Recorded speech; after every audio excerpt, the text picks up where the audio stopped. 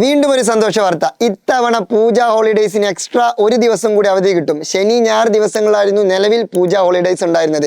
അപ്പോൾ എല്ലാവർക്കും ഒരു സങ്കടമായിരുന്നു. കാരണം എന്താ, ശനി ഞായർ ഓൾറെഡി അവധിയാണ്. അപ്പോൾ അതിൻ്റെ ഇടയിൽ എന്തും കൂടി വന്നു, പൂജ ഹോളിഡേയ്സ് വന്നു. പ്രത്യേകിച്ച് എന്തെങ്കിലും ലാഭമുണ്ടോ? ഒരു ലാഭമില്ല, കാരണം അവധി വെറുതെ പോയി.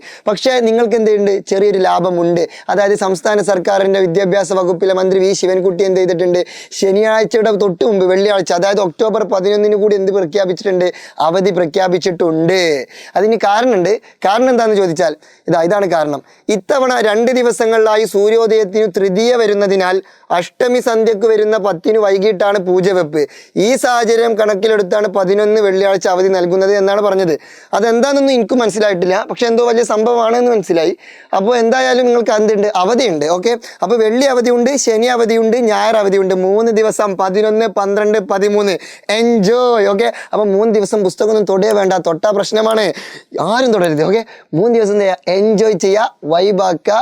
പിന്നെ എന്താ, വേറെ എന്തെങ്കിലുമൊക്കെ പരിപാടികൾ ചെയ്യാണ്ടെന്നുണ്ടെങ്കിൽ അതൊക്കെ എന്ത് ചെയ്യുക? മാക്സിമം ജാളിയായിട്ട് ചെയ്യുക. ഓക്കെ, അപ്പോൾ ഓൾ ദി ബെസ്റ്റ്.